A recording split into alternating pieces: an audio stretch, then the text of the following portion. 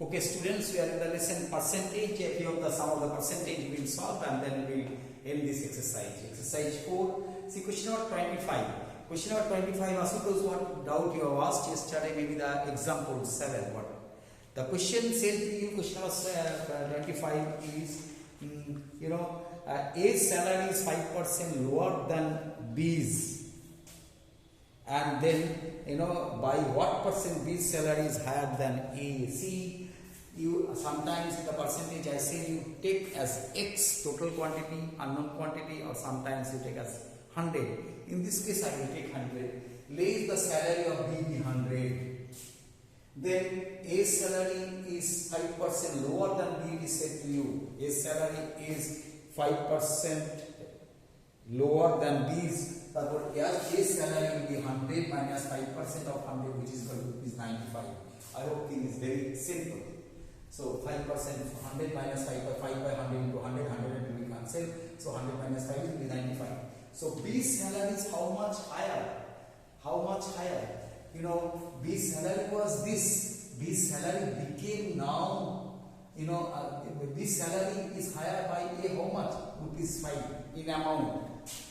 In amount, B's salary is higher than A by rupees 5, isn't it? So B's salary higher by percentage will be what? The change divided by its original. B's salary is 95. In comparison to A's salary, I think by what percentage? Than A. Yes. So B's salary is higher by rupees 5. The percentage higher will be the change divided by A's salary. A's salary is rupees 95 into 100%, which is equal to 100 by 19%, which is equal to 5 over 5 by 19. I hope you understood. I will write it once again. Let the salary of B be rupees 100. Therefore, A's salary will be rupees 95 because 5% less. Very simple. Now B's salary is higher. How much higher? Rupees 100 minus 95, rupees 5 higher. Percentage higher is how much in comparison to A? Therefore, higher amount divided by A's amount into 100%. Therefore, rupees 5 divided by 95 into 100% is equal to 100 by 19%, which is equal to 5 over 5 by 19%. Things are very simple. I hope Asutosh has understood. If not, it got me. Now, question number 26. Now, what is said to you? Question number 26. Intentionally I took because the sum is very important. The price of a notebook was increased by X%. To bring the price to the earlier level, it has to be reduced by 16 whole 2 by 3%. Find the value of X. Very good sum. Class 8 standard sum. I need this type of sum. Very good for class 8 standards. Let the price of the notebook be rupees 100. After X% increase, definitely it will be 100 plus X% of 100. Agree? Initial price rupees 100. After X% increase means plus sign, original amount plus the height, that is X% of 100, which will become 100 plus X by 100 into 100. This 100 will be cancelled. 100 by X, rupees 100 plus X will be the price after increment. Now, price of the notebook after increment, this percent was reduced. 16 whole 2 by 3% was reduced. Therefore, on reducing 16 whole 2 by 3% of this, what will be the value? It will be original minus 16 whole 2 by 3% of the original, that is rupees 100 plus X minus, that is 50 by 3% of 100 plus X. This is equal to 50 by 3. Okay, so if you solve, then that will become 5 by X into 100 plus X. That will be the notebook price after giving the reduction of the revised amount. You understand? 16 whole 2 by 3%. This is the money. That is actually that the condition said if you reduce this one, this will come to its original price, which is 100. Therefore, this is definitely equal to 100, isn't it?